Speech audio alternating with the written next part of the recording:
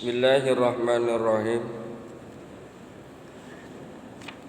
Assalamualaikum warahmatullahi wabarakatuh. Waalaikumsalam warahmatullahi. Pagi hari ini pembahasan kita masih berkaitan dengan masalah surat Hud ayat yang ke-7, di mana di dalam surat Hud ayat yang ke-7 Allah kemukakan A'udzu billahi minasy syaithanir rajim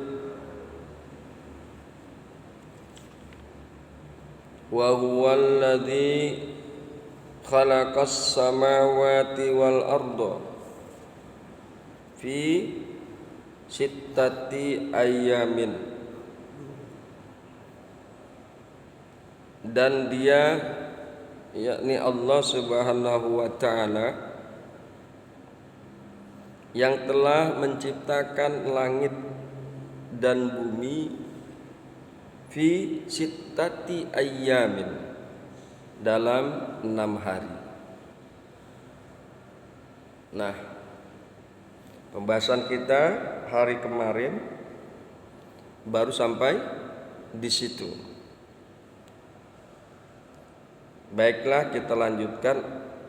Wa kana arsuhu 'alal ma'i liyabluwakum ayyukum ahsanu amala. Wa kana arsuhu 'alal ma'i, dan adalah arsnya. Wa kana arsuhu 'alal ma'i, dan adalah arsnya di atas air. Ini atas langit. Arasnya itu di atas air.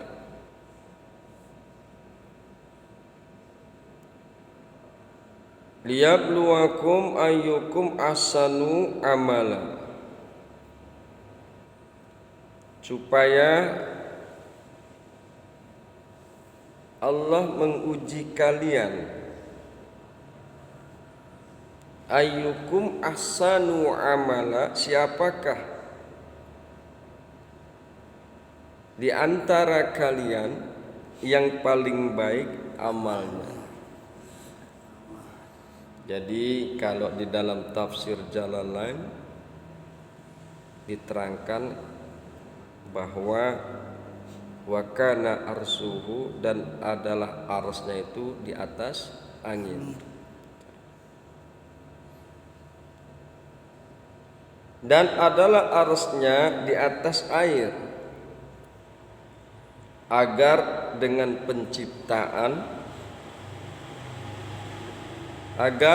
penciptaan semua itu dan sedemikian rupa, Dia yang maha mengetahui dan maha kuasa itu memperlakukan kalian dengan perlakuan seorang yang menguji, guna mengetahui dalam kenyataannya siapakah di antara kalian, hai hamba-hambanya, yang lebih baik amalnya. Hakikatnya Allah itu sudah maha mengetahui, siapakah di antara manusia, siapakah di antara kita yang paling baik perbuatannya, yang paling baik amalnya. Akan tetapi Allah menguji kalian guna mengetahui dalam kenyataan siapakah di antara kamu, hai hamba-hambanya, yang lebih baik amal. Dalam kenyataan, nanti kan kita ini dikumpulkan, nanti di Yaumul Masar kita dikumpulkan, kemudian kita mengalami hisab. dan masuklah kita yang baik ke dalam surga, yang buruk ke dalam neraka. Nah, kita akan menyaksikan semua, manusia akan menyaksikan, akan melihat, akan mengetahui siapakah rekan-rekannya, teman-temannya atau saudaranya yang masuk surga, siapakah rekan-rekannya dan saudara-saudara yang masuk neraka. Dan kita sama mengetahui layak ada rekan kita masuk neraka karena perlakuannya.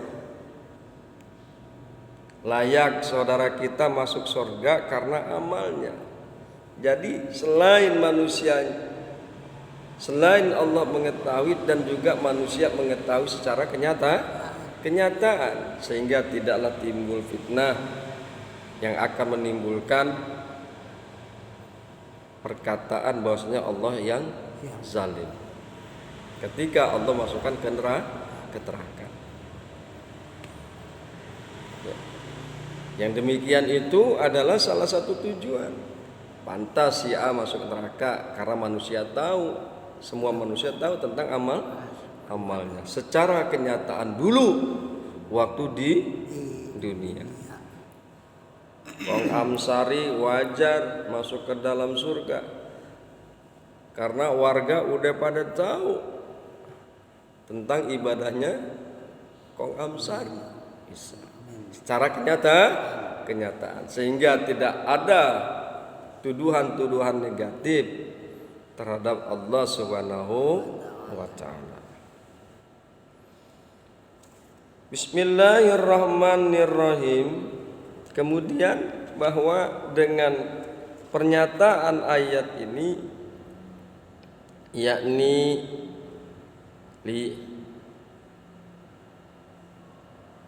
liyabluwakum ayyukum ahsanu amala, memotivasi kita sebagai hamba-hambanya Allah untuk berlomba-lomba dalam berbuat kebaikan. Di sini kan ada kata-kata liyabluwakum ayyukum ahsanu amala, agar Allah menguji kalian. Kalau kita diujikan, kita pengen yang paling baik, yang paling bagus ketimbang lawan-lawan kita. Kita diuji nih, katakan di sekolah, di SD ke SMP atau SMA ada ujian, tentu kita belajar dengan giat. Belajar kita luar biasa.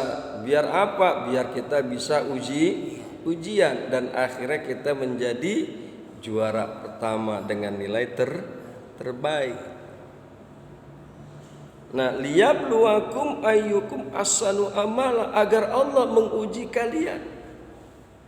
Siapakah di antara kalian yang paling baik, yang paling bagus amalnya? Sekali lagi ini hendaknya jadi motivasi kita. Jadi motivasi kita agar kita selalu berbuat baik, agar selalu membaguskan amal kita.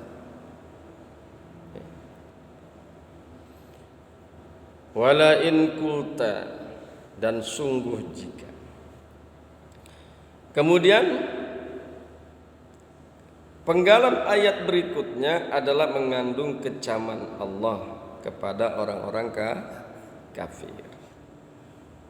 Kemukakan dalam ayat selanjutnya penggalannya, wala in kulta, dan sungguh jika engkau mengatakan hai Muhammad ya Rasul, dan sungguh jika engkau mengatakan innakum mab'usuna min ba'dil mauti, sesungguhnya kalian akan dibangkitkan setelah kematian.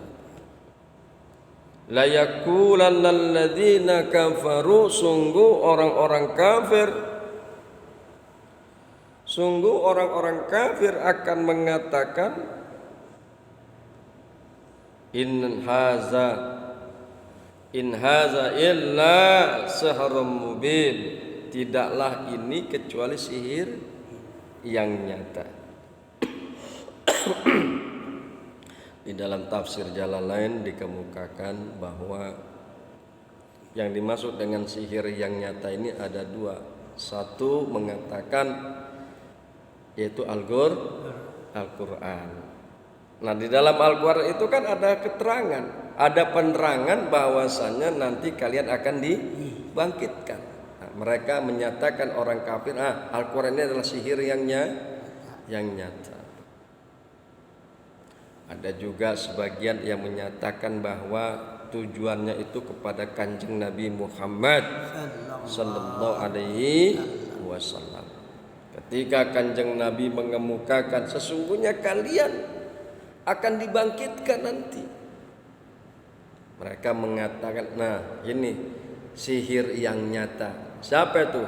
Muhammad sebagai sihir yang nyata. Wala in qulta innakum mab'usuna min ba'dil mauti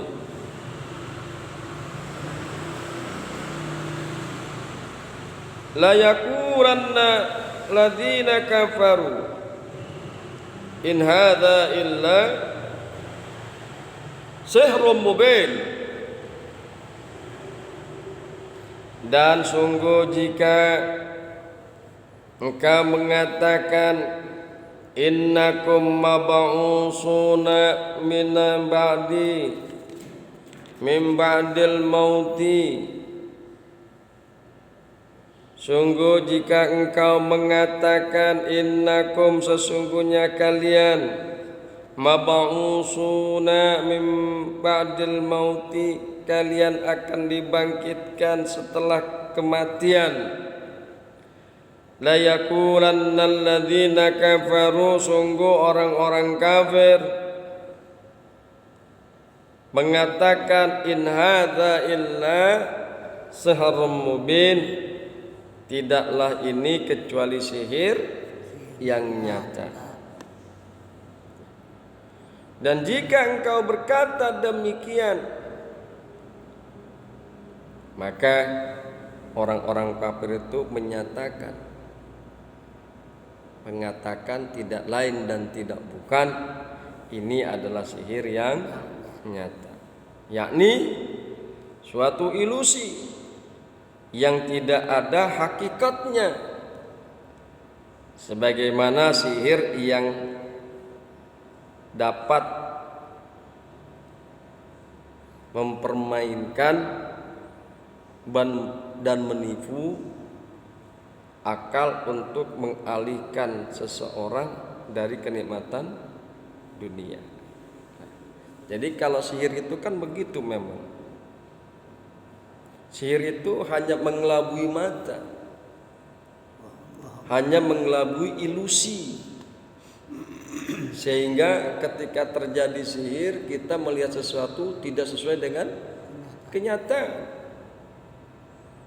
Kita melihat sesuatu tidak sesuai dengan kenyataan. Nah, itu sihir. Tapi yang demikian ini yaitu membangkitkan setelah kematian bukan sihir. Itu sudah memang menjadi ketentuan dan takdir Allah Subhanahu wa ta'ala. Itu sudah menjadi takdir Allah Subhanahu wa ta'ala. Beda dengan sihir. Beda dengan sihir. Jadi kalau memang nggak aneh kalau ada orang-orang kafir ngomong begitu, in hadza illa sihrun mubin, tidaklah ini kecuali sihir yang nyata. Kenapa? Karena dia nggak percaya dengan hari berbangkit. Orang-orang kafir nggak percaya nanti akan dibangkitkan oleh Allah Subhanahu wa ta'ala. Karena dia nggak percaya dengan hari berbangkit, maka tujuan hidupnya hanyalah duniawi saja. Bertindak sewenang-wenang terhadap orang lain, bertindak kasar terhadap orang lain, berlaku zalim terhadap orang lain, suka makanan yang haram, suka bermaksiat dan lain sebagainya. Yang demikian itu adalah perwujudan dari orang kafir yang memang dia tidak percaya kepada hari berbangkit. Nah, itulah kajian kita daripada surat Hud ayat yang ke-7. Kemudian ayat yang ke-8 dikemukakan oleh Allah Subhanahu wa ta'ala, A'udzu billahi minasy syaithanir rajim, wa la in akharna anhumul azaba ila ummatin ma'dudatin la yaqulunna ma yahbisuhu ala yauma ya'tihim laisa masrufa anhum wa haqa bihim ma kanu bihi yastahzi'un. Nah, ini cerita tentang Allah menunda azab. Allah menunda azab terhadap orang-orang kafir. Wala in akharna anhumul azaba, dan sungguh jika kami menunda azab daripada mereka, mengakhirkan azab daripada mereka, ila ummatin ma'dudatin, kepada waktu yang ditentukan. Kami tunda tuh azab sampai waktu yang ditentukan, kami tunda. La yaqulunna ma yahbisuhu, sungguh mereka akan berkata, apa yang menghalanginya sehingga azab tidak sampai, sehingga azab tidak datang. Apa yang menghalanginya? Padahal Allah itu hanya menunda saja. Istizrat. Nah, orang kafir ngomong begitu. Ma yahbisuhu, apa yang menghalanginya sehingga azab tidak sampai, azab tidak datang. Apa yang menghalanginya? Ala, ingatlah, yauma ya'tihim, pada hari datang kepada mereka, yaitu azab datang kepada mereka, laisa masrufa anhum, tidaklah dapat dipalingkan daripada mereka. Mereka tidak bisa menghindar dari azab. Wa haqa bihim, dan turunlah azab kepada mereka, makanu bihi yastahzi'un, sesuatu yang adalah mereka dengan azab tersebut mereka selalu secara kontinu mengolok-olok. Yastahzi'un menggunakan fi'il mudhari. Mereka selalu mengolok-olok, secara kontinu mengolok-olok dengan ketidakhadiran azab. Apa itu yang menghalangi? Apa yang menghalangi, yang membuat azab tidak datang, tidak hadir kepada kami? Bismillahirrahmanirrahim. Sebenarnya kejadiannya adalah sikap, perbuatan, dan ucapan orang-orang kafir itu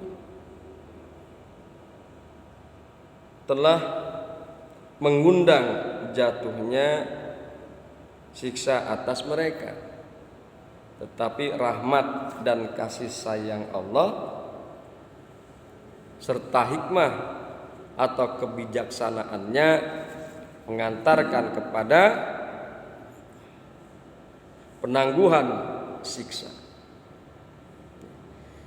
Jadi siksa itu ditangguhkan kepada orang kafir karena rahmat. Karena rahmat Allah kepada mereka.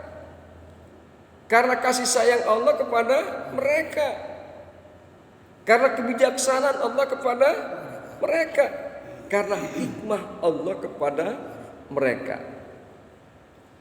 sehingga Allah tangguhkan azab. Sehingga Allah tangguhkan azab. Allah tunda azab agar mereka mempunyai waktu, agar orang kafirin mempunyai waktu untuk bertobat, agar orang kafirin mempunyai waktu untuk memperbaiki diri sehingga dia bisa beramal saleh.